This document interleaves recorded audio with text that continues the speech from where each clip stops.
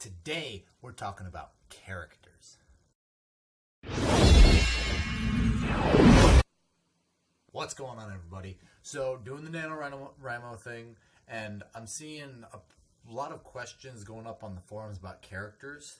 And I figured I'd do a quick little discussion on, the two main types of characters. You have your static, and you have your dynamic. And a lot of people are going to think right off the bat that static, which is a flat character, not a lot of depth to them, is bad. And that's not necessarily true. There are a lot of static, unchanging, flat characters in a book. They are a necessary part for most of them. You don't need to have a story arc for the waiter that appears on page 57 and that's it. He's just going to be a flat character, not a big deal. But obviously that's, the given. The little characters are going to be that way. But some of the bigger characters can be that way too without being an issue. Let's say you have a protective babysitter. And that's just what they are. They're through the whole book. They're vital to the story. But they don't change. So that's all it means. That they don't change over the story. They're the same person at the beginning and the end. Sometimes those characters are necessary. Again, the overprotective babysitter. Maybe you have a story about a 12-year-old who is very adventurous. And all you need from that babysitter is to just always be in the way, be overprotective, shows up all the time at the wrong spots or the wrong time and just gets in the way. That's an important thing to have because, it helps fill out the story as a whole versus if you have all dynamic characters, you're going to have way too much to try to cover. People are going to be trying to invest in all the characters and it won't work. We need characters that are just there to ground the story versus the main characters, which are the dynamic ones. They're the round characters. They're fully fleshed out. They have story arcs to them and they grow from beginning to end and they're different people.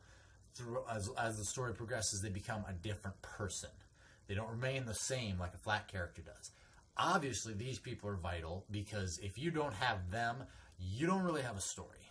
You'd have a really hard time making a story where none of the characters grow. It's just you need that character growth in order to allow readers to invest. If you don't have character growth, readers aren't going to invest in your characters and the story is going to be meaningless and flat. Nobody will care. They'll just, what do I care if, Sir John is barbecued by a dragon? We don't care about Sir John. But if we follow Sir John's story and watch him go from an arrogant knight and become, humbled by almost being barbecued by a dragon and slowly climbing his way up in the ranks and realizing that he's got to help the peasants as much as he likes to go to parties and deal with the nobles, we see him grow as a person. Because people want to reflect themselves in it a little bit. They like to put themselves into the position of the main character. And if the main character grows and becomes something good, they feel like they're able to grow and become something good and really evolve. Because, again, we're growing with the characters we read. A lot of people learn more stuff from books than they might realize. But only if you have those dynamic characters. It helps writers get invested, and it just makes the story good. But as I said before, you need flat characters too. Otherwise, your story is going to be really complicated and in-depth. If you don't have some flat characters, you just be there, you're going to have complicated, in-depth stuff. Your story's just not going to be great. And that's just the way it is. You need both characters to balance out or you won't have a book. So that's what I got to say on that. If you have any more specific questions, hit me up. I always got more to say on everything. And I guess I'll be around. But I guess I should talk about NaNo first. I'm going to admit, chances are I'm probably not going to be able to succeed on NaNoWriMo this year. It's not a great month for me writing-wise. Obviously, the holidays coming up. I have college. It's my last year of college, so a lot of hard, large projects that normally I don't have to do, I have to do this year and this semester. I'm working with a public library on in one of my classes to help.